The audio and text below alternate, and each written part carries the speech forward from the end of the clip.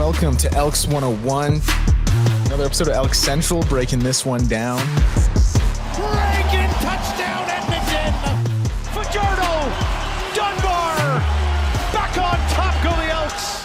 Welcome in, everybody. Elks 101, Declan, Eddie, and Rick. Tuesday, August 25th. Looking ahead to the Elks Bye week, something we haven't done for 10 straight weeks. How about that? Going to talk some news around the CFL betting lines, of course, Steele's Reels, get into all that good stuff. Before we do, of course, how are we? We are great, man. Good. Great. On top of the world. It's a beautiful day out here awesome. in YEG.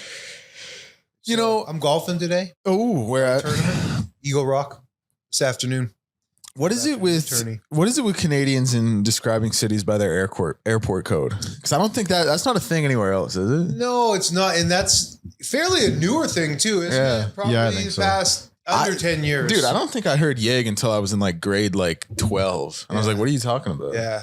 And so that's about 10 years ago. We've been colonized? Straight I didn't get it. Yeah, I don't know, man. Just going by the airport term. Mm-hmm. Yeah, I don't know. It's a bit like Instagram bios. We'll have it a lot, like YEG or YYZ. Or there was a little period there where Jake had people from Toronto throwing the 6 in there. I think that's died off a little bit, but even before the 6 though was the T dot. Really? Yeah. That might predate me a little bit. Wow, yeah, I don't remember that. Yeah, I know. We're old, man. Yeah. We're at T dot. No, I don't. That's what Toronto is. Yeah. I believe it. I don't think I've ever heard anyone deck. call it that though. Wow. Yeah. Yeah. Great city. Yeah. Yeah. Interesting. Yeah. Straight out. That's the T dot accent, man. You guys know, are you familiar with the Ontario accent? You ever see the videos? No. Really? I don't think so. You can hear it. Let's stay away from it then. It's I'm trying to, it's just a slang, the way that people talk. do we have accents? Like no, if we met, it's like a very distinct Ontario. Well, dude, I don't. Mississauga, Brampton accent. Yeah, I don't know if this would reach you guys, but there was this one girl from Toronto who was talking about getting her moms out the hood in a video. I'm looking over at Rick. I don't know. Maybe did you see that, Rick? I think I've heard it. Yeah. Yeah, and that made the rounds on social media for. It went viral and people were like, did people from Toronto really talk like this? It was the craziest thing ever though. I saw it. Yeah. If I had to guess, I would say this girl was white. She had dreads though. She just got she was a 15-year-old who just got back from Jamaica and got her hair done.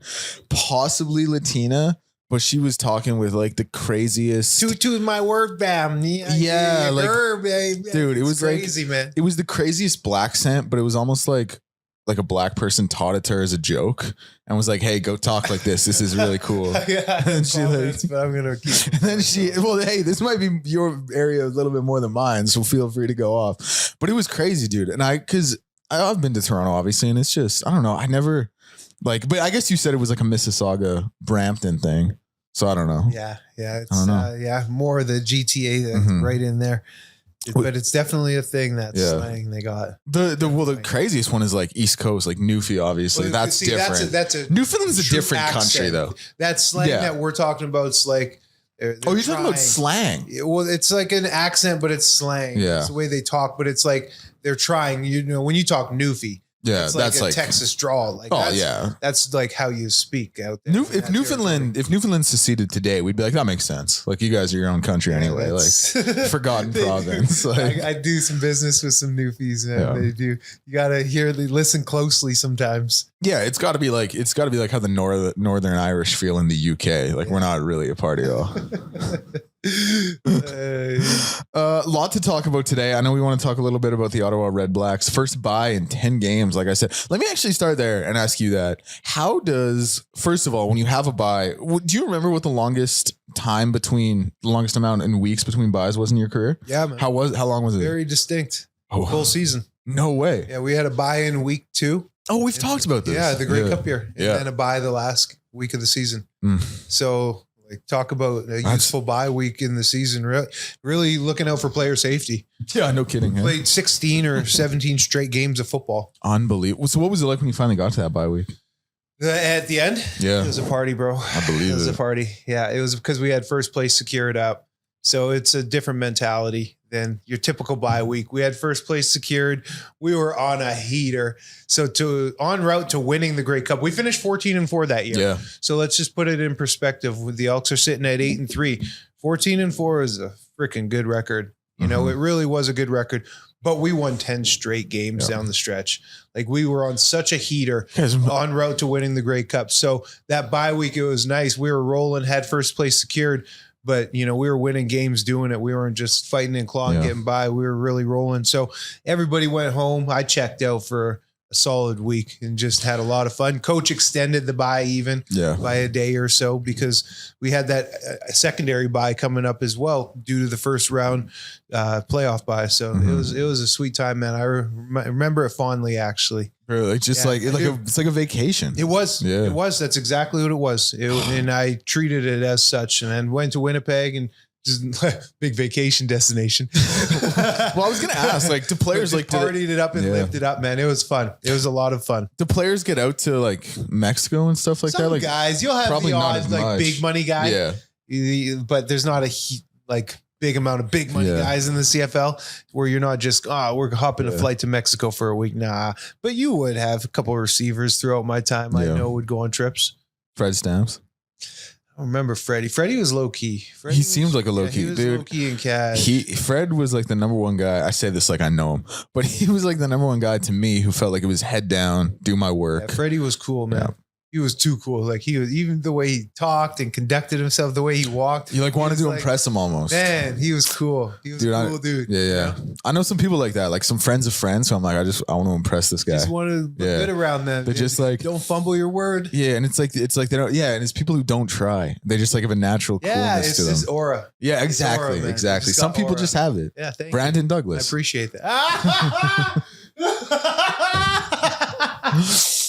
Brandon's got aura, and like I could see. I like the Duke a lot, man. To be honest, I love Brandon. I really like the Duke. Like, dude, but I have a deep place in my heart for the Duke. For sure. I love Brandon a lot. I could see him like taking me to Delburn and being like, you sit back and watch how I run things. Yeah. You know what I mean? He's like, this is like, you're in my town now. So like King's greeting parade when he gets in town. Because he made it out the mud of Delburn. Bro, I can't believe you said that. Your timing you're something there. I talk to a lot of people and they say they really like you. And like, me? Yeah, you're talented. You are talented. Man. But sometimes your wit, bro, like that, just to name drop him, you're stupid, bro. Did something happen to me? I do appreciate that also, because I remember one time you texted me like, hey, man, we're doing a great job. And I like the way it read, it was like, it was like almost like Jason had texted you, been like, hey, we like Declan, but we're going in a different direction on ElksNation. And you were like softening the blow. I had to come in soft. Yeah. And you were like, hey buddy, great job. Whatever happens next, just know you've been working real hard. Like, you got Rick. Just kidding. That's how you get cut though. Hey, just bring him and listen. We like what you're doing. We like what you're doing. It works exactly here. It's just, you know what? Right now, the timing's not the exact perfect for us, but we're looking to go in a different direction. Yeah. So we like what Eddie and Rick are doing, but buddy, I always think that I'm the one who's gonna get cut. That's good, man. Keeps us sharp. Yeah, no, well, it keeps you sharp. I'm a little bit more complacent here. It's just shades of Chet or what? Like, yeah, that was self-inflicted. Yeah, but it wasn't though. It was. No, I know. Like, come on, there's got to be some journalistic. So what really got me, fellas, was going on the Rod Peterson show. That's what got me. Once you put it on video. And it's out there on video because I said the same things on the radio before everyone else. Yeah, and that would have been still like talking about everyone else, like is groundbreaking. It was like 2021. Yeah, it was only a few years back, but like I said the exact same things on the radio on Ched in the post game show, and I got like texts from my colleagues who are over at Ched that I was on the radio with, like fire emojis. This is good. Mm-hmm. You know what I mean? Like. So I felt like, yeah, I'm doing the right thing. I'm towing the line. I'm edgy. Yeah. The team sucked at that point. Yeah. Management sucked at that point. Brock sucked at that point. But going and putting your face to it, and then the retweets, and it just like it didn't stop. I would go on Twitter and I just wanted it to stop, and it would just grow and grow, and there's nothing I could do. Yep. And then I got the call. The radio just kind of dies off. Radio, but you do something on, hear it, yeah, then it just dies off, right? Yeah. But yeah, you do something online or something like that, and that once just it's there. One more retweet and it comes back up again. Yeah, once it was there. Yeah. Oh, dude, and sometimes like I've never had it to that scale, obviously, but we put out clips at Sports 1440, and sometimes, and this is my thing about being on sports radio every day, like. I'm blessed because I don't host the show the way Lowtide does or Jason does or Tom does now. But you still have to go out there and you have to say something interesting or funny or captivating for, 2 hours a day, in my case, 4 hours a day, Jason, Tom, whatever it is. And sometimes you ramble a little bit. Things get taken a little out of context. So I remember I said, so I can't remember what it was. It was something about, it was not my best take, to be fair. Like it was something that I was just like, I was kind of rolling and like we were having a conversation. And I was trying to play devil's advocate a little bit with Tide, but it was something about like nurses' money or trading nurse or something. And we clipped it totally out of context and like posted it obviously. And dude, fair play to anyone who saw it. Cause it was not, first of all, it wasn't a great take, but to be fair to me, it was taken a little out of context. Yeah. But everyone like commenting like, does this guy even watch hockey? Like this retard, get him out. I don't know though, Rick. Is it that continuously getting clipped out of context, or is that maybe he just don't know sports? Maybe it's that possible. Big J isn't as big as we thought. It's possible because it happens here too. Again, go read that text message again. We like you. You're doing good. You're doing good. Maybe it's a you thing, Deck. It could be a me thing. It could be. I'm trying to say. Well, what was? Yeah, well, it's crazy because the one where I got flamed for was like the most diplomatic I've ever been in my life. Talking about the Elks, I was like, "Listen, guys. Yeah, I think if there was ever a spot, yeah. At that time, Sask was playing good, but now I mean, we can't talk nothing about it.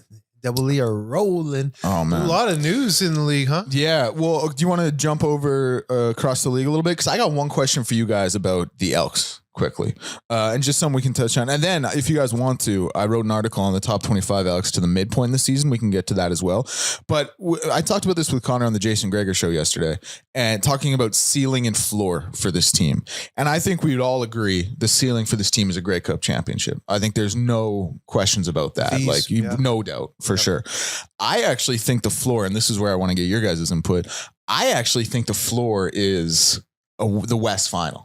Like, I think if this team is not playing in the West Final to what we have seen up to this point in the season and the way they've separated themselves a little bit in the West and some of the performances they've put on, I think that would be failure is a little too tough of a word when you've had the last 7 years because it is about getting back to the playoffs. But if this team is not in the West Final, at least, I would be a little disappointed as it stands right now. Like if this team loses in the West semi, I'd be like, we left a lot on the table because this team is so much better than that.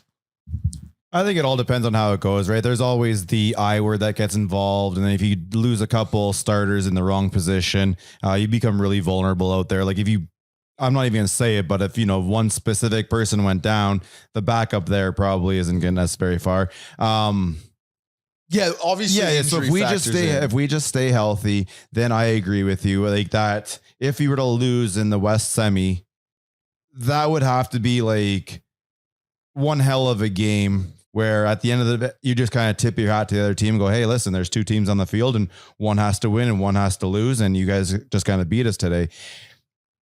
But I'm fully on board with this team going as close to the ceiling as possible.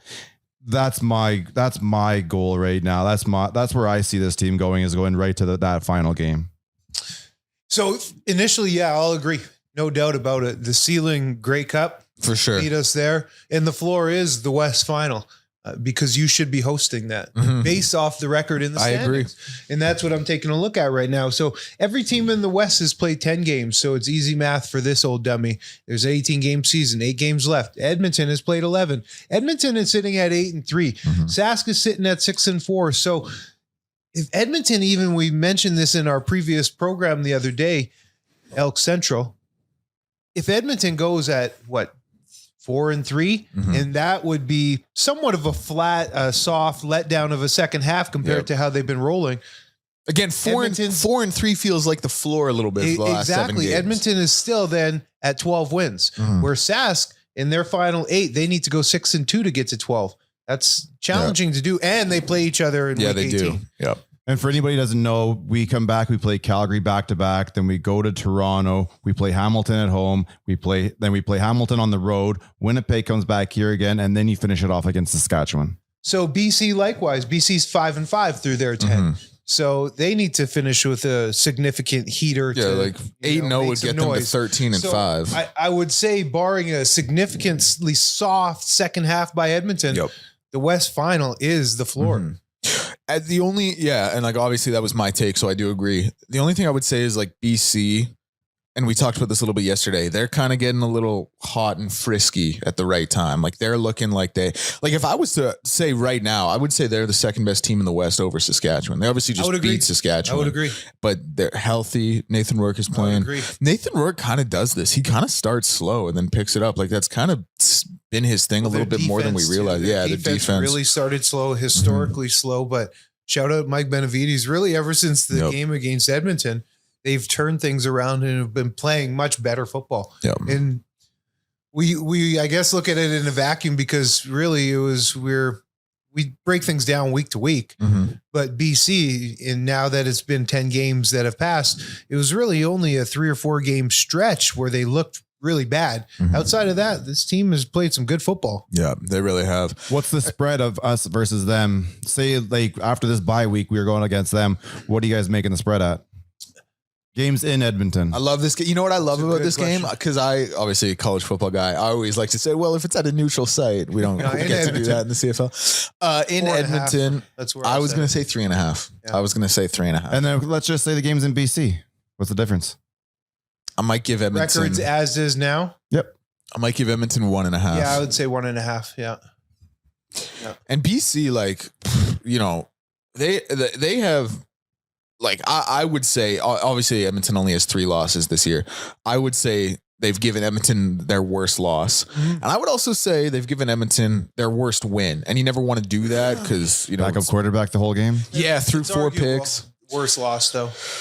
Well, but the thing, Montreal's so good, I though. know, Like Montreal, as much as I love Edmonton, Montreal is kind of in another Yes, tier. I know, but that's kind of the issue is Edmonton is That's a good very point. good team. And then to see that there's a whole nother level. That's a good point. Damn. It's a good You know what I'm point. saying? That mountain's high. Yeah, I guess that's a great point. It's tough to push back on that. I don't think I can. I guess my only pushback to that, and I don't even want to because I really agree with the take, is their win against Montreal, even though it was in overtime, I felt better about that win than I did against their win against BC. Because the BC one, it was like 19-17. You couldn't run the ball at all. And credit, like Mike Benavides, if there is one guy in the CFL who keys in on Justin Rankin, it's Mike Benavides, apparently. You backup quarterback threw 4 picks. You couldn't really take advantage of the field position or the turnover, but like you won the game. But it was like the Montreal win to me was still such a better win than that BC win. Benavides as well. And we're all about the double E love, but Benavides is the one who, I guess, for the league, put the blueprint out in terms of how to stop Rankin. He really did. Rankin was unstoppable the first 3-4 weeks. First 3 Benavides, weeks. he ran into that defense, and they were the number 1 run defense at that point. Yeah, when I wrote this article, like I went back and looked, and coming into this game this past week against Winnipeg, Justin Rankin, he had more rushing yards in the first 3 games than the next 7, and that included like a 107-yard game in week 5. The next 7 combined. Yeah. Wowzers. Yeah. But there was some there, and I know this isn't really something you can't use it as an excuse, but there was injuries to all 3 of the big guys in the middle, and I still think that plays part in it. Like we still don't even have 100%. Coulter back yet. I think once you get Coulter back, you get Carter a little more healthy and everybody back in their positions. I think you'll start to see that run game kind of find its footing again. Rotation as well at that right guard spot. They've ended up going with Boyko for the last little bit here. It's definitely a factor. And then the one thing is that I've finally come around on a little bit is just the first down play calling, those HB dives to either A gap. Did you notice? And we'll get into some of Steele's reels later in the program. Did you notice, though, late in the game, a lot of success in the run game outside, getting to the hash and numbers.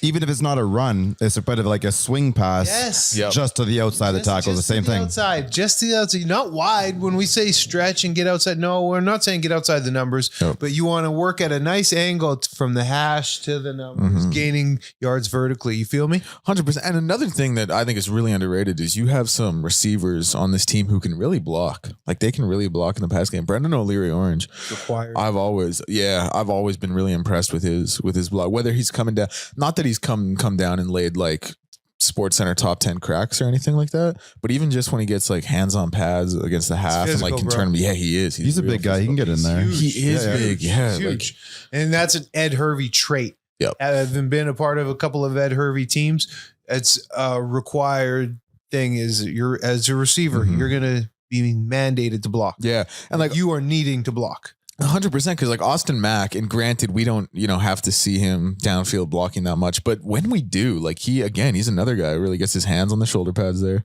or gets his hands on the inside of the pads, like does a really good job.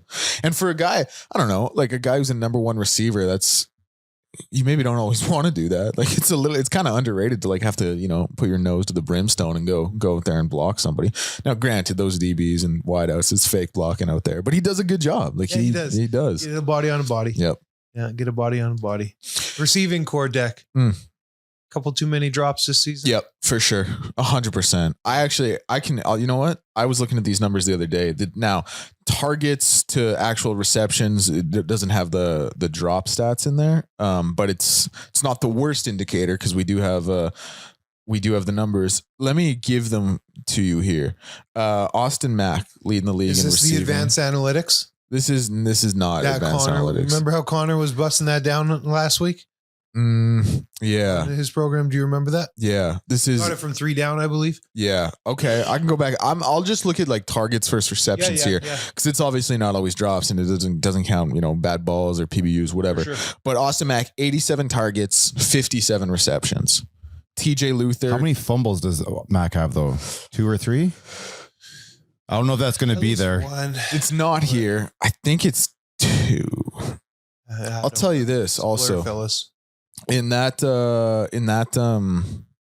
which game was it? The Toronto game when he fumbled on like the first drive or second drive. The press box was sitting right there beside the GM room. You heard a big like wall shake after that fumble. Like someone was hitting the table or hitting the wall or something. Someone was pissed about that. But TJ Luther. And that's not a press box. That's a coaching. Yes. Yeah. And me and Avery looked at each other. Oh, yeah. Someone's a little pissed. Yay. Yeah. TJ Luther, 71 targets, 52 receptions. This is the one that is. Actually, I'll do Josh Cephas first. 43 targets, 28 receptions. But let me the worst for last. Yeah, Kion Julian-Grant, 50 targets, 27 receptions. And this isn't a perfect science, obviously, because this doesn't account for bat balls or PBUs or interceptions, whatever it is. But just some numbers. Well, Connor Halley on the Jason Greger show, as he was filling in last week, had some advanced analytics that he had brought up, and it was some pretty good numbers actually. And like they were like pressures given up and whatnot, where David Beard is leading the league at like 99%. It's been lights out. Yeah. But this one was drops and like pure drops, I think. And I for sure don't remember exact fellas, but I believe Austin Mack led with 15 was number 1. And Kion Julian-Grant was pretty high up there as well. I think I have the numbers here. So Pat, don't clip that last one because I think I got some actual numbers here. I'm just waiting for the article to load.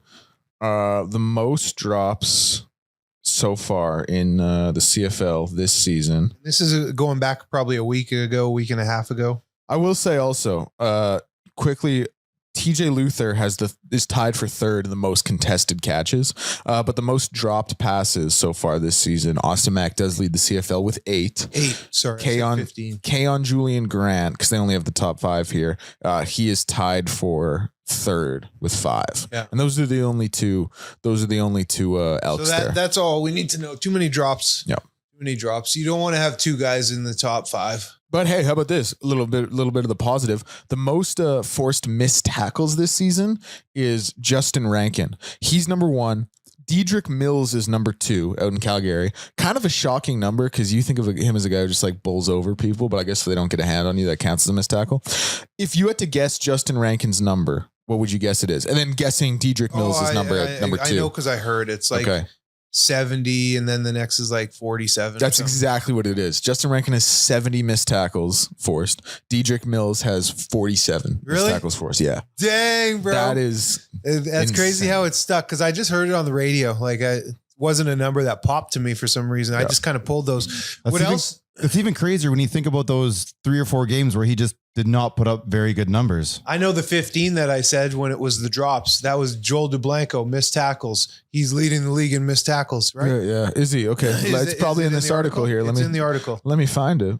And I thought that why that number stood out to me is because, oh man, I'll take that all day. Sure. You think Joel DeBlanco's, that's a negative that he's leading the league in 15 missed tackles. This guy is flying around field, sideline to sideline, 100%. hawking that ball down. So yeah, you will have missed tackles because he's around the ball every time. It's actually Antoine Brooks out in Saskatchewan. He's got 19, but Joel DeBlanco is second with 16. 16. There's a number in there that stood out. And the other one I wanted to get to, sorry, I'm stuttering here. So a little that bit. but it's all good. You might look at that as a negative. I look at that as a complete positive that this guy is flying around because the tape don't lie. The eye in the sky don't lie. Yes, he comes in sometimes a little hot and overzealous and maybe he'll overrun the play, but the guy is showing up. 100%. Always involved. The two other ones, the highest impact run block percentage, Christian Kanu leads the league at 14.1% in Calgary. Carter O'Donnell tied for 4th at 11.5%. And then this is the crazy one. The lowest pressure percentage allowed, minimum 150 pass blocking snaps. David Beard at 0.8%. That's what I was talking about. He's 99.2. Yeah. Incredible stuff. So take the bad with the good, but clean up the drops and you're flying. And Jason more than you Gregory's could been be talking about those drops all season. And it's the thing, like anyone who watches the game, you don't need the advanced numbers. In critical moments too, right? The second downs, like the stuff that gets you off the field, that hurts, man. 100%. And they're like, just going back, and it's not last season anymore, but just going back to last season, 2 or 3 wins go the other way if it's not for drops. You know what I mean? Like Kion owned that. You go There's from 2. You go from a 7-11 team to a 10-8 team. You're in the playoffs. Anything can happen. You're playing great at the end of the season. Like that's real. Yeah. And that's probably, if you think of this entire team, like that's probably the only like lingering thing from last year that they've yet to completely shake free of is those drops. Because the discipline, they've showed that they can clean it up. Sacks and pressures and defensive play, that's all cleaned up. DB plays cleaned up. O-line's beasting. It's just the drops is the one thing that they still have lingering. The field goals got cleaned up. Field goals, has gotten cleaned up. The only other thing I would say maybe you could make an argument for is sometimes the downfield kick coverage could get a little bit. Kick coverage has always been, that's one thing that's kind of irked me a little bit more than. Good pull. But the drops are, and that's the one that you notice the most. Yes. Yeah. Okay. Do we want to talk?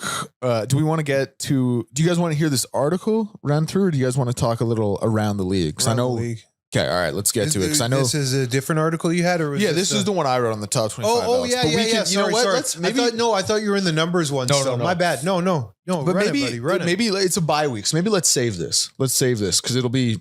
Do we want to get a player later in the week? Yeah, definitely. That's what I think. Let's definitely get someone. I think I'm golfing with Monday. Mike today in a tournament, so I'll ask him.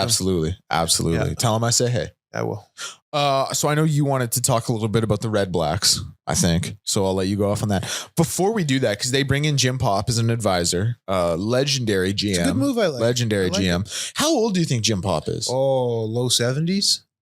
I thought so too. He's 61.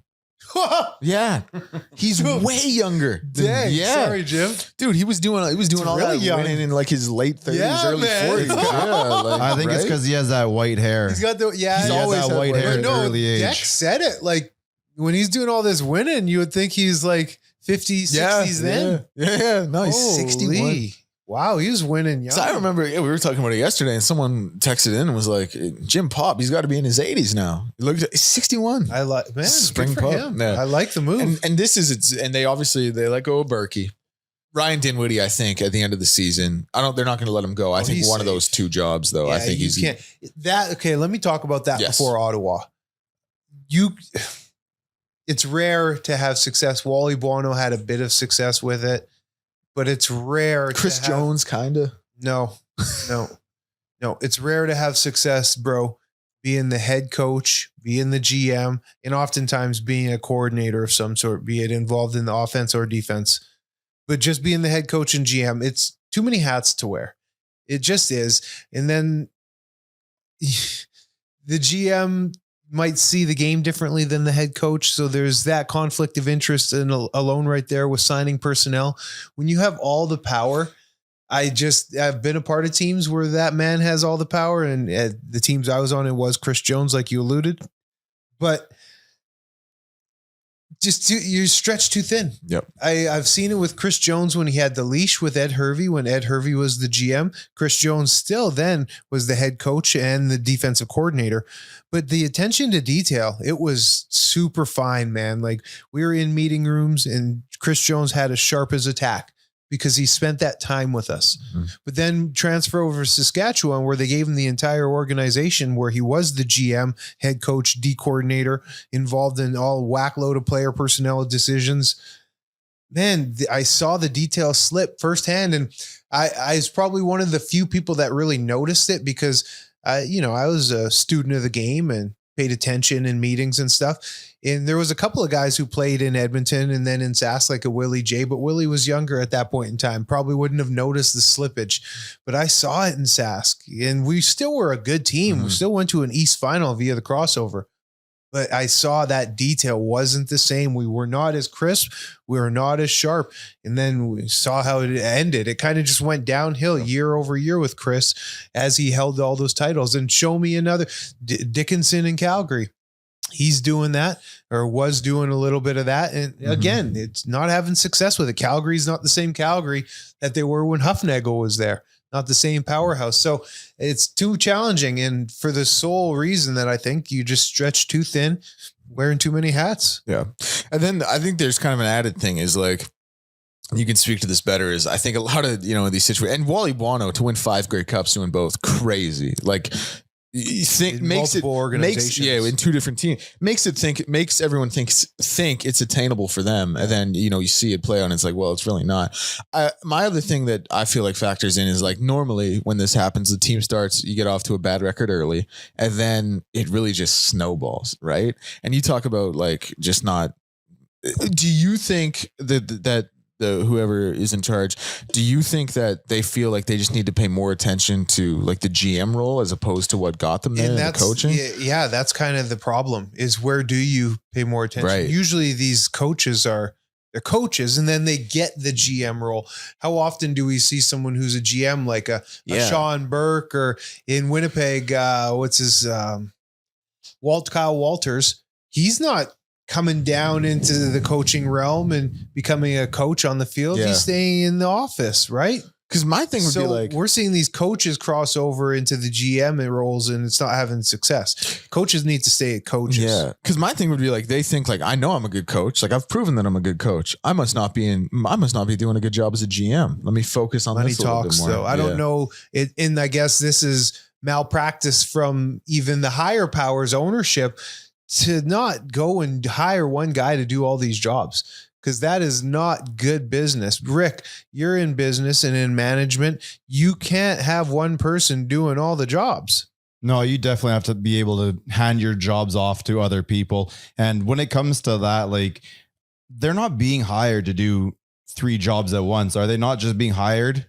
And then someone's getting fired and they're going, well, we can't spend that. So now it just gets put on their plate. No, Dinwiddie in Ottawa was hired to do both. With the title. Mm-hmm. And we know what an offensive guru he is. So he's involved in the offense. Mm-hmm. He's the head coach. So those are 2 guaranteed titles. And absolutely, he was hired in a GM capacity. Oh, yeah. Absolutely, he was. So because Sean Burke went up to football or president, like co-president or whatever VP. It would be. Yeah, VP. So, like, why are we doing that? Why are we giving a guy so much power? And you see the results, especially when we've already proven it doesn't work. Exactly. It's been proven many different times that it doesn't work. It doesn't work. And then it handcuffs your team so bad that you almost lose a year or 2. And this isn't a financial thing either, where it's like, oh, he's doing it. Like we talked about Chris Jones, how, the Elks were strapped and whatnot. Ottawa, it's not the same situation. They outright just gave him this. Yeah. And the other thing, like Ryan Dinwiddie, he was a really good coach in Toronto. Really 2 Grey Cups in 4 years. Won the first in the East 3 times. Had the bad last season before he went over to Ottawa. But, like, it's still it feels like a small sample size to me. Like 5 seasons to then get handed both of these positions. Like it's not like you did it What for does he know 15. about personnel? Like, no shade at Ryan Dinwiddie, but Yeah. what do you know about personnel, man? Like, you've been a head coach and an O coordinator. And an O coordinator even before he was the head coach in Toronto. Like, you're a coach, you're a career coach. So what for do you need to be a GM? I don't know who's making those business decisions. So why do teams do it? Why do they give a guy? That's the big question, is the why. And I can't sit up here and BS. I don't know why, because I wouldn't do it. Yeah. Right? Like, I wouldn't do it. So I don't know why. I'm asking the same question. Why? And if I guarantee you this, man. We're all human. And we can be stretched thin. We can be overstimulated, overcapacitated. We're all human. So I guarantee when Ryan Dinwiddie is in those meetings or in front of his computer screen until 9:00 at night, trying to craft up ways to win, he doesn't have the same capacity to coach and put that effort in and look for personnel to try and get you better and you talk to your scouting department and talk about dealing with negotiating contracts and all the stuff that goes into being a GM, man. No, you don't have that type of capacity. That's not it in pro football, or else everybody would be doing these roles. Look at the NFL. Yeah. Like, people would be doing multiple jobs. You can't. There is way too much on the go. Being a head coach alone is absolutely taxing. Yep. So can you even think about negotiating, finding all this stuff? Everyone always says coaches are there first thing and then the last one's to leave, right? So they're getting there 5 a.m. and they're leaving at 11:00 at night, and that's just their coaching duties. I don't know how you're supposed to do GM duties outside of that. There's a reason you're 0-10. Yeah. It is crazy because we think of it and we obviously know, like, hey, this doesn't really work. This isn't good. But I don't know. Like, I personally have never really sat down and like actually thought about it this way, where you're like breaking everything down. Think about but to actually think about it, like, that's insane to do. Bro. Insane. It's insane. Yeah. Think Ed Hervey's job is 9 to 9 every day, just as a GM, because the game of football never stops. You're always looking at personnel, always looking to upgrade your roster. So how, if Ed Hervey probably doesn't have enough time in the day, how do you think that you can coach a team and do this? I don't care what you say about I have the staff around me, the support. No, man, you still have the title of GM. So you're expected to do some GM responsibilities. Because as a head coach, you need to have your foot in on all the meetings of all the positions, correct? Rick, everything. I get like stressed out thinking of being a head coach.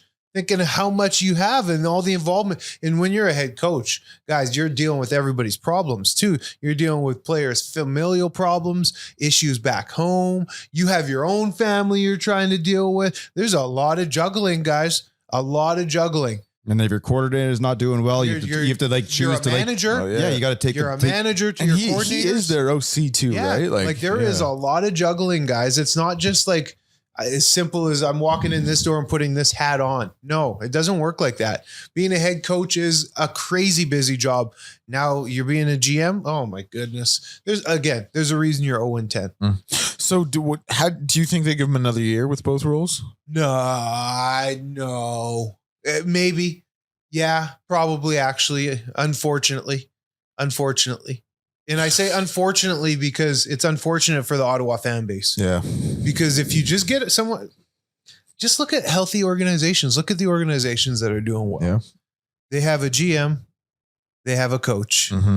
Saskatchewan, Jeremy O'Day, Corey Mace. Yep. Edmonton, Ed Hervey, Mark Killam. Winnipeg, Kyle Walters, Mike O'Shea. BC, Buck Pierce, and I forget what their GM's name. I know it for sure. I forget his name though. Like they have two different guys. Calgary, it's the Huff show in Calgary. Look where they're last in the West. Yep. Why do you think Ottawa would choose to do the same thing again next year? Because there's probably contracts signed and business decisions already made. I think there's also something to be said for like, you just don't want to admit you were that wrong after 1 year. Or because you can always talk yourself into 1 year was a write-off. Or Jim Pop is going to all of a sudden start assuming some of the responsibility. That's probably what will happen. I saw something on TV this morning that said they have not made any commitment to anything outside of this year with him. Okay. So interesting. Yeah, I don't know. But I list all these organizations and you look at the health of them in Montreal. Who's their GM over there? I forget. In Montreal? Yeah, I'm having a brain fart. Danny Machocha. Yeah. Danny Machocha, Jason Moss. Yep. right? It's the teams. And I think we talked about this before because it's kind of like the teams with their starting quarterbacks. The teams who are struggling are the teams who have a head coach GM. Calgary, Ottawa. Yeah. Yeah. Really? Like seriously. Yeah. It's not like you don't have to like throw the stone too far to try and figure out where this is going. You can talk about the X's and O's, but I think organizationally, when you have a head coach and a GM, it's too much. And there's a reason both the teams with the head coach and GM are last in their division. So you think Jim Pop is going to assume kind of some of the GM I think roles? I think he will. I got a question. Jeremy Snyder, he's their assistant GM, been with the team since 2013. Been AGM, I think, since 2017. Not that it really, like, I don't know, matters per se, but how do you think he feels about all this? Like, this can't, I would assume it can't exactly inspire confidence for him to be with the organization too much longer if something comes Probably about. not. And, who knows? If I was him, you can never speak on a man's job, might be in a cozy situation, but Ottawa's been bad for years now. Yeah. Ottawa's been worse than what Edmonton was in their lowest. Like Ottawa is not in a good place right now. So do you want to live and be tied to Ottawa? Like there's other opportunities maybe around the league, and detaching yourself from the chaos of Ottawa might not be the worst thing. So yeah, you might feel slighted that you get passed over, but you got to look at what the situation truly is. And the fact is you've been in Ottawa for that long. There was some glory years when you won a Grey Cup, when you didn't have a salary cap, when you first came back in the league, didn't have a salary cap.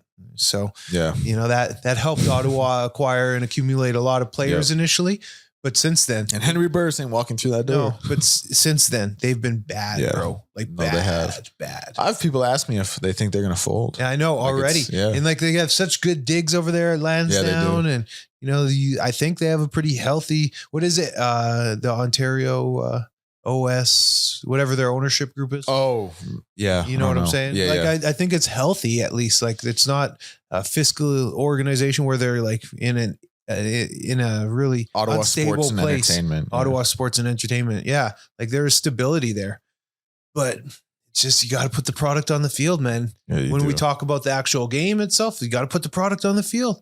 Mm-hmm. So let me ask you this it's really tough to predict this and look ahead. What do you think Ottawa's record is next year? I think next year they'll probably, safe to say 4 or 5 wins.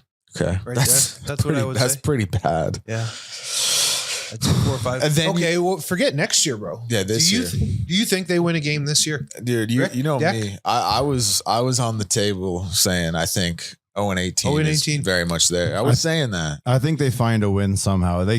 I would agree. They've come not close, but sort of kind of close. You get to the end of the year, someone's going to be resting somebody, or, there's another team that's out of it. They have to find a way to win one. Let me say this then.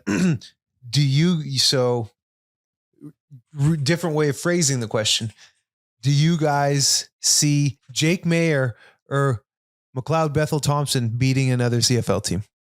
I love the question because no, but my thing was I see Ryan Dinwiddie coaching that team to at least. I'm reading here also. It looks like he signed with the team through 28. I don't know if that's in both roles or if that's just his head coach. So it's probably like both. A couple more years of it. This would be my thing. If I set the line at 1.5 for a win total, I think I would take the under. Like, I think they might find one win. And then if you're 1-17 this year, after what you did last year, then you go into next season and you're 4-14 or 5-13. Like I don't know what you do. 1.5. I would definitely take the under on that for the remainder of this year. Right. I would take the under. Because they'll start some games and look semi-competitive and then they just get blown up. And honestly, sorry about to your point, they do look competitive at points in games, but then they make the worst mistakes. Yeah. Mistakes that look like, guys, they are not being coached thoroughly enough. That's what bad teams do. You know what I'm saying? It's not just player mistakes. It just looks like you didn't educate your players properly throughout the week. Yep. Going back to our whole conversation. And then another thing I saw, I forget if it was on like the CFL like Facebook group I'm a part of or somewhere on Twitter, but someone said like Ottawa, like for player wise, they just sign everyone else's has-beens, and that's been their thing. And when you watch them play, you're like, yes, because you see shades of a player that was once a really good player, but they very much are now. Then they cut Gino. Yep. Right. Like, so you get rid of someone who actually had produced, and I don't know, man. Yeah. It's not good. It's not good. It's not good. Thank goodness we're not there. Yeah. Because, man. I imagine doing this show. Bro, I've had to talk about the Elks over the years since they were in that pit. It's not fun. No. It's not fun. And it's like your credibility gets tested because you can't just be rawing it. You know, you got to keep it real. You got to keep it real. Okay. Do we want to move on to Steele's Reels? Get to a little video here. Break it on down. Yeah, let's roll. So we have first one we're starting off with here is a rush by Brady Oliveira is for about 35 yards in the first quarter, I believe. Off the left side. This is coming off of a hurry up offensive play. And this was what I was telling you guys. I was watching this unfold and I saw them get to the line of scrimmage and I just knew there was going to be a big play coming. So it's good blocking. It's not an off tackle, but if you look at the layers here, look at the defensive line, especially to the left, our right screen here, as Rick plays this out. Just right there, there's levels. There's levels. The defensive end is getting upfield. You have a D tackle who's kind of at the line of scrimmage. And with those levels, and you're gassed a little bit because it's a hurry up, you just get gashed. Okay. Great initial hole opened up. Yeah, go back, Rick. And if we can, who we got here? Defensive tackle, 79. Carmen Bestone. Yes, we got to use our hands. You can't get your shoulder into that because now you can't get off and make a play. You got to be able to use your hands to shed that block. So let it run. When your shoulder is buried like that, you're toast. Yes, you're in your gap and you're doing the right thing, but that's not enough. Got to be better. Go more, Rick. Another thing with using our hands is you can stop that offensive player's momentum right there to shorten that hole. If he puts his foot in the ground into the guard's chest, his hands into the chest, that shortens the gap there. So the gap's not widened and stretched as far, stretching the defense and the linebackers the way it does. So I'm not going to put that all on him, but he can certainly help. And team run, it's everybody needs to do their job. Right? You have one guy not doing their job or even there, he's in his gap. So you could say a poor defensive coordinator say, you're in your gap. That's a good, no, you got to be better than that. And that's what great defenses do. That's what we've become expected to see out of this WD. Bad play, but I guarantee JC Sherritt coached them up because he was a great player on a great defense and he knows how to handle that. Okay, now don't get your back turned as well. Now we got some Rankin here for us.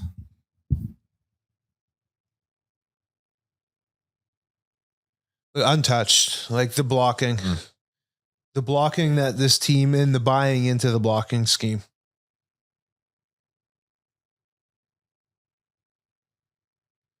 This one, the tight is going to give us a really good look here because it's a lot of guard. It's the left side of the offensive line from the center on out. So center, left guard, left tackle did a really, really good job blocking here.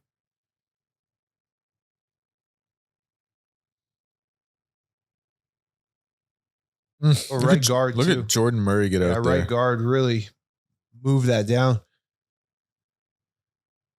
Yeah, look at this. Collapse that down. He collapsed it so hard to the left. I was talking to like it was the left side who got that push. That wasn't even the left side. That was the right guard. Look at how he moves the pile. Look at the body. And again, go back, Rick. Gets hands on him, keeps his feet Winnipeg moving. Defender, use your hands, not your shoulder. Look at, you get moved and washed down like this if you're the Winnipeg defender right here, getting drawn up on the screen for us. That's Jake, isn't it? Look at that. What's that shoulder? That's terrible defensive line play. You get your hands in there so you can get off and make a play. When you bury your shoulder into the offensive lineman, you're toast. And look how he washes you down. Great block. Terrible defensive line technique. Terrible. It was Jake Ceresna. That was Jake. Oops. That's your boy, Rick. Seriously, though, that's bad, man. You got to be, because you can't make a play. You get washed down because you have no balance. You got to look like this in your gap, fellas. Like this. That's how it should look. Because then you can control the guy. You can't control when you're shouldering up. You know? Jake having a hell of a year, but that was a tough rep. Here's another one by Rankin.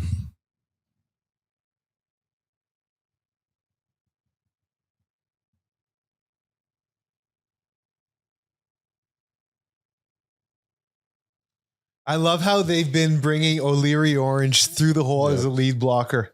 They've been doing that more and more, and they do it with Skylar Griffith as well. Sorry. Good blocking. Your Skylar was lined up as a tight end on the last one. Yeah, they had Skylar out there. Bigger package. It's all about the tight view on these runs.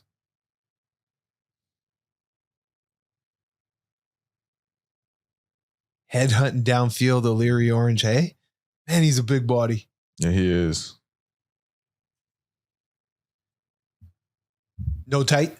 That was the tight version for us. Okay. Yeah, no, I know. Not the greatest. You can still see how the right side seals it on the left absolutely. again. Absolutely. They sealed it so much. The hole was so big that you have O'Leary Orange leading you through the hole. And he was down the field at 10 yards, still looking for a blocker because there was no one, no one around. He was blocking the safety. Yeah, there was no one around. So that was a very tidy rep. Tidy rep.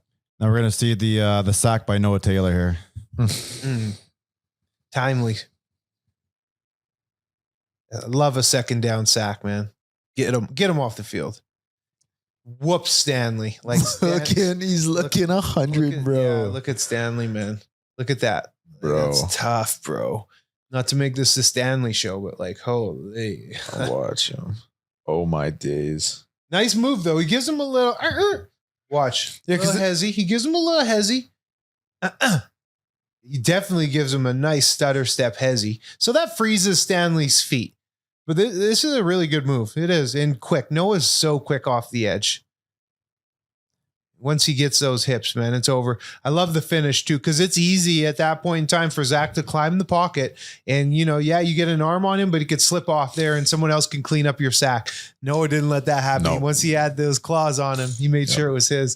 That was a really good pass rush. Yeah, and again, the best part about it, 2nd and 10. Get him off the field, man. Yeah. That's the best way to do it. Yeah, that's it for Steele's Reels. I love it.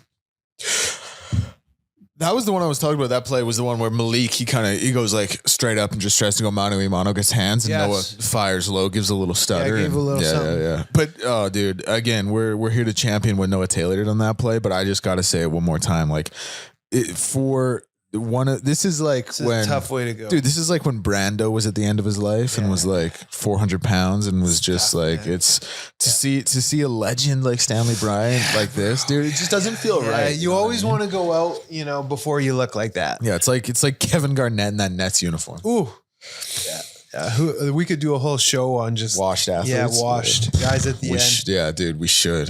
Shaq in Boston. Shaq in Boston. I think that final season in Boston, he put up like 8 and 6. Sell though. No, he was. He was like literally run like 2 or 3 lengths of the court and then get subbed off. Julio Jones in Tennessee. Oh, like Randy Moss in Tennessee. Yeah, dude, Tennessee is just where receivers go to die. There's a lot of good examples. All right. Okay. All right. Do we want to talk a little CFL betting lines? Let's roll. I want to switch this one up a little bit because putting together 8-leggers is tough. And we haven't hit yet. Let's hit west, east, and west. Well, this is what I wanted. This is what I was thinking about. Let me know where you guys come in on this. I was going to give you one of the 4 options for each game. So the spread either way, the over-under. And whatever we feel most confident with. Yeah, you guys just tell me what you like best for that game. And we put together a 4-legger. Let's hit one. So the first one, Montreal and Winnipeg. The line is Montreal -6.5. The over-under is 59.5. In Winnipeg? It's in Winnipeg. Of those, which do you guys feel the most confident with? Over-under, the line is 6.5. The line is 6.5. Over-under is 59.5. Because we're trying to make money here. Yeah, I know. We're trying to make money. Listen, guessing the spreads and all that's good fun. We're trying to make money. Let's actually run it up now. Yeah. I feel you on that. Because we've had some close ones. We've had some close ones, but okay, Ricky, where you at, baby? Look, Winnipeg at home has not been great. They have a very bad record. Yep. Montreal is a 60-minute team. They don't take a play off. Trying to figure out the points in this might be tough, but I could see Montreal winning this by a touchdown here. Yeah, I could see that. I'm more confident in that than the 60 points essentially. Yeah, I think in so. the game. I think Montreal will play pretty fired up because that Winnipeg crowd shows up. Mhm. So Montreal will be geeked up to match that energy. That's always fun to play in front of. But yeah, I don't know I think it'll be a tight battle. Winnipeg is now going to be playing desperate football, right? Because just coming off the loss against Edmonton. So there'll be some desperate to their game. So it'll be tighter. I don't think it'll be a high scoring output, so the 60 is a little far for me. Montreal, yeah, we know they could go and get 35, but I'm not confident in Winnipeg. Winnipeg getting 24. Yeah. Or 25. But I think Montreal will beat them by a touchdown. Okay, so you guys, we like Montreal minus 6.5 on the road in this one. Yeah. Yeah. That's a big line and a tough place to play. I know. It used to be a Montreal's tough also- place to play. What's the record right now? They're 1 and something? 4. Montreal's Yeah. also really good. Yeah. And Winnipeg's 1-4. Yep. All right, let's do it. Let's go Montreal minus 6.5 in the Owls Hurt Bombers too. game. Like Brady Oliveira, Nick Dembski, the past 2 weeks haven't practiced all week and just played. Did Zach finish the game too, by the way? Or did I believe someone he did. there might have been a rep or two by their backup. I can't quite remember. I thought I read something I today. think he played it out, but he took some hits where he got up super gingerly. Yeah, he did. And Montreal's going to light him up with the blitz. So you get a couple of hits on Zach, man. I hate to see it, and I hate to say it, but like he is one hit away. Yeah. And it's not the head even, it's his back. No, legit, yeah. Yeah, like his like- legs, his ribs, he it's gets everything. up very gingerly. So he's one decent hit, and you can get him out of there, man. Okay, Hamilton and Calgary in Calgary. The line for this one also Calgary minus 6.5, and the over under once again 59.5. Exact same line as the last game, except this time it's favored for the home team. I don't know if I love Calgary at minus 6.5 against anybody, but I'll tell you what I do like in this game. I like the over. Yeah, I'll take the over. You like points in this one. They, their offense puts up points and their defense is Swiss cheese. It's a lot of points, it feels like, for Hamilton, but Calgary can easily put up 40-ish themselves. Yeah. And Hamilton just put up, I think, 30 last week. Yeah. So we're happy with that? Yeah. Okay, I like that. I like that. I Okay. don't know who's going to win that one, but I like the over. Toronto and Saskatchewan. The line is it's in Saskatchewan. The line is Saskatchewan minus 4.5, which after the last couple of weeks, I don't know if I love that line against anybody. And the over under is 62.5. It's a lot of points. Yeah, Toronto can get it though. Sask They can. get it. They put up 16 though last week. Mm-hmm. And not look good. Oh, it didn't look. This one's a tough one for me because I don't love Saskatchewan minus 4.5. No. I don't think I love Toronto at plus 4.5. I feel like I should like the over because I definitely don't like the under. But then I'm like, I don't really like the over that much. The more you think of it, Yeah, the tough, weirder it right? gets. Yeah, no doubt. Aye. This And is then a- Chad Kelly, like you like his numbers and what he can do, but it can cost you the game really quickly. This is a real like Vegas might know what they're doing one. Riders have lost their last 2 in a row, right? I think I like the Riders 4.5. Really? Yeah, I do. I was going to ask, like, they're 0-2 in their last 2. If there's a bit of a bleed, what do the Riders have to do to stop that bleeding? Is it a defensive thing? Is it find their offense? Well, the offense, yeah. Yeah. It's both, I would say. But their offense. Their offense With the seems 16-point output and Trevor Harris, like you expect him to show up every game, right? What was the over-under?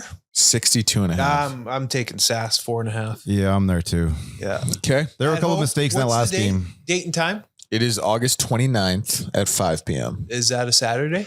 August believe- 29th is a Saturday. Oh, buddy. Yeah. Saturday Everybody's in 5 town. in Mosaic? Yeah. Okay. Yeah. Okay. That's Sass. We'll take 'Cause Sass. the building will be rocking. That stuff matters, right? If Yep. the difference between a Sunday at 7 and a Saturday at 5, especially at Sask. And finally, we have BC in Ottawa. The line, once again, minus 6.5 for BC. The over-under 61.5. 6.5 for BC. See, Yeah. really, I kind of like. I like the under Whoa. because I like BC to win this one like 40-10. Oh. Or like 38-17. Declan. Can I talk Freddy you into it? Krueger. Can I talk you into You it? did? But both those, Okay. You already did. both those totals, both those spreads you just said were north of 25 when you have to cover how many? 6.5. Exactly. Declan. I align more with Deck. Like, what I was like the over under? 61.5. Yeah. I You want to like. go with the over? I just think it's. Under. I think The it's, under. That's fair. Yeah, 61.5 points. So, like, Is Ottawa going to score 30? No. No. And BC won't need to score 35. I agree. That's you know what I'm saying? Yeah. I'm with you on that. There we go. I'm with you. BC just needs to win. So As it could easy be a that- 24-10. As easy that spread seems, the total might be easier. Yeah. I'm going under. Yeah, for I'm sure. under. I Okay. can see it. Why not? I like it. 28-10. Ottawa is just, they don't got it in them. That's what I'm saying. Okay, I'm glad you guys like this one. Well done, bro. So let's recap here. Our 4-leg parlay: Montreal -6.5 at Winnipeg, Hamilton and Calgary the over at 59.5, Saskatchewan at -4.5 as they play host to Toronto, and BC in Ottawa the under at 61.5. Bet with Elks Nation, a $30 bet will pay out $436.19. Get us on What the is board. what is that payout if you add both the last games? BC to cover that 6.5 as well. If you add BC to cover that 6.5, I feel like the BC covering and the under are both pretty easy. you know, if I add that BC 6.5, my parlay cannot be placed because some of my legs cannot be combined, which makes Same no game parlay? sense. Which makes no sense at all. Because why would that ever affect Some them? teams don't. Some accounts don't allow the same Yeah. game parlays. And we unnamed betting sponsor because no one sponsors us yet. But those 4 legs, $30, $436.19. Get on the board with Elks Nation. Yeah, I like that one. Those 8-leggers to pay us $5K are fun, but we're trying to put Christmas presents under the tree. Let's do it. Okay. Do we want to finish off with a little blind ranking? Yeah. I'm rolling here. We today I was looking at, we're talking mascots here. So not team mascots, but more of mascots for companies or things you'd see, products you buy. I love that. So we're going to start off with Chester Cheetah from Cheetos. Oh man, dude, he iconic. Iconic. Yes, he is. Oh. You don't see him around as much. No, you don't. I'm saying, because I think there are going to be some good ones here. I don't think we went deep cut with this. Like, I don't think we went with No, there's gonna. I don't think we went with like the FedEx we didn't. armadillo that I've never heard of. So I'll put Chester Cheeto number 4, but shout out Chester. Yeah, that's I'll go 3. Okay. This one might be the newest of the big names. But you're going with the Geico Gecko. I almost want to put that John number 1. I'm not going to do it. No, you can't. I'm gonna put he is him- and he's had a long run, bro. Yeah, man. You got to factor in the run he's been on. We're talking easy couple decades. Yeah. And icon. And dude, I don't know. I watched like a lot of college football, obviously. So I Yeah, get to see him doing yeah. commercials with Coach Prime and Yeah. Nick Saban. Yeah, he's He's two. got gotta be motion. 2. I'll put him number 3. These Just next ones are definitely older, but they may not have the same star power that you were just mentioning there. But we're going to start off with Toucan Sam from Fruit Loops. Number 2. One of the Really, goats, man. I'm holding out for number 1 for another cereal. I'll dude. go 5. We know. Yeah. So, yeah. Now we're going to roll into the Monopoly Man. Oh, man. So he's 5 for me. Yeah, I guess Yeah. he is 5 for me as well. But you almost want to put him number 1 because he's so Because he is, iconic. yeah. The monocle man. And this one, I think you may have just mentioned him, but we're going to talking Tony the That's Tiger. the go. Tony, that's the go. He's number 1. Give us one, Deck. Oh, dude. Give us They're great. one. Oh, That was bad? no, That was pretty good. There, you over. They're great. You got to emphasize that. You got to roll the R in the great. Your great's too short. Great. There we go.